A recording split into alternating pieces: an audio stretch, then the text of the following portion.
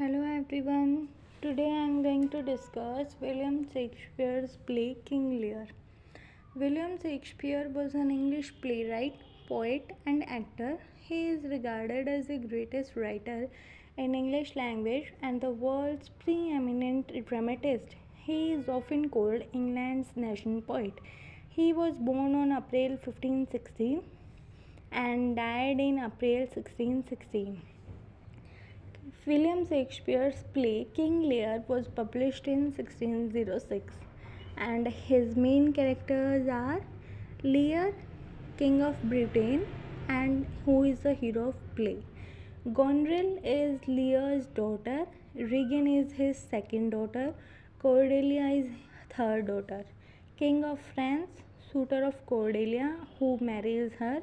Duke of Burgundy is the suitor of Cordelia but who denies to marry her.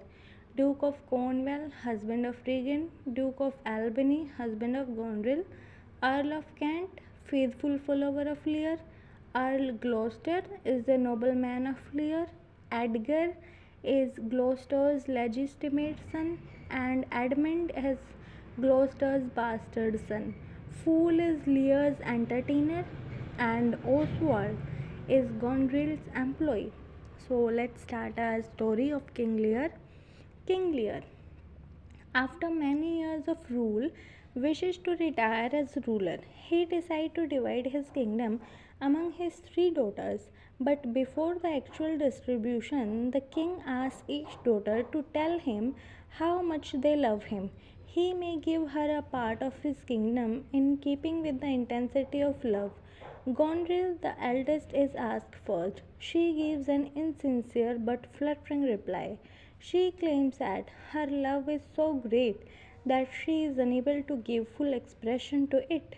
Regan, the second one, says that her love is far exceed that which has been expressed by her sister, and the king is greatly pleased with them and announces the part of the kingdom that he has divided them. Now Lear turns to his youngest and most loved daughter Cordelia. He expects that her expression of love will far exceed than that of other two sisters, but she says that she loves her father no more and no less than her duty as a daughter.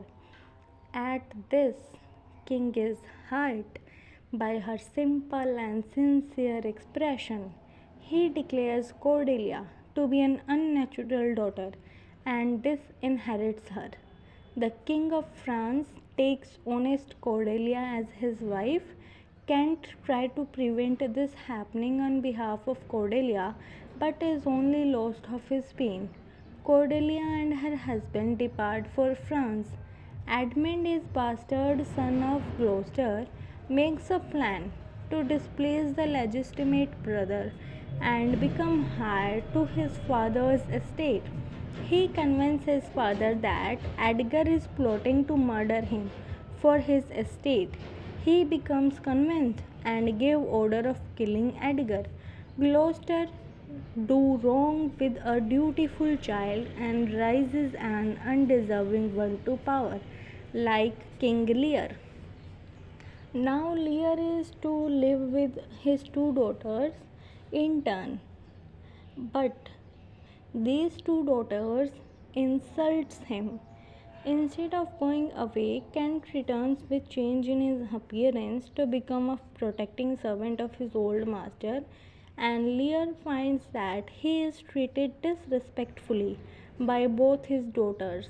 The fool constantly reminds him folly in having divided his kingdom and unfairly treated the most loving daughter, Cordelia, and informs Cordelia about Lear, and Lear now decides to go on the open heath rather than seek shelter with either of his evil daughters. The obedient Kent and Fool keep his company. Gloucester brings the king out of hovel and gives him shelter in a part of his own estate. For this crime he is charged by Cornwall and Regan with treason and is awarded the punishment of having both his eyes gouged out. After having been blinded, Gloucester is turned out on open heath. Edgar sees the condition of his father. He judges that his father is planning suicide. He kills Oswald, who is the servant of Gondril, who has been sent by Regan to kill King Lear. From dead Oswald, Edgar takes a letter addressed by Gondril to Edmund, express love to him. The French army has landed in England to revenge the maltreatment of old King Lear. Lear has been conducted to the French camp. Cordelia takes him under her charge. She is greatly moved to see the condition of her father.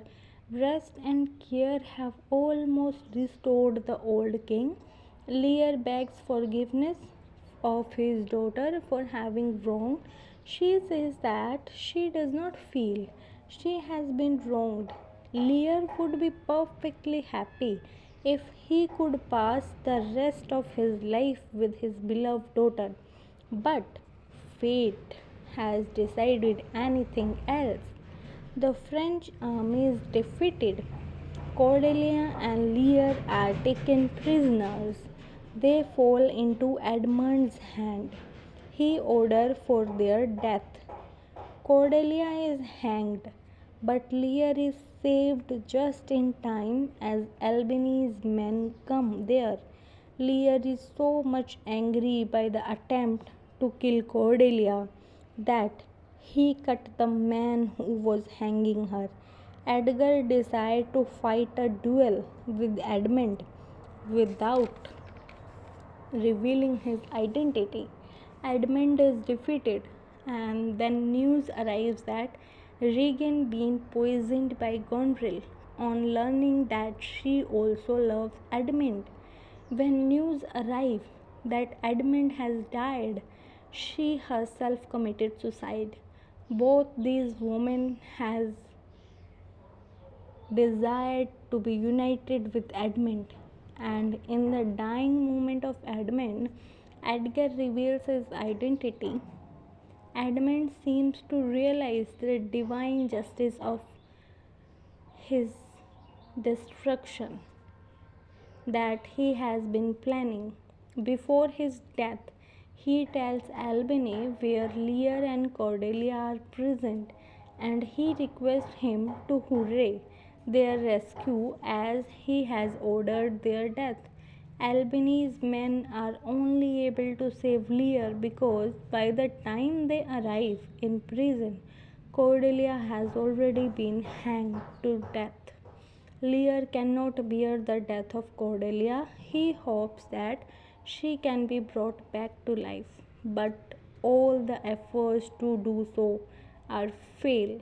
Then excess of love seems to take away his reason, and he believes that Cordelia is breathing.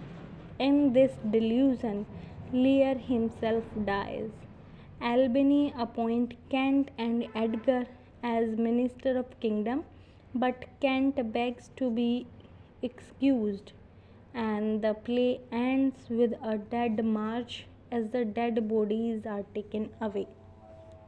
So that's all about it. Thank you.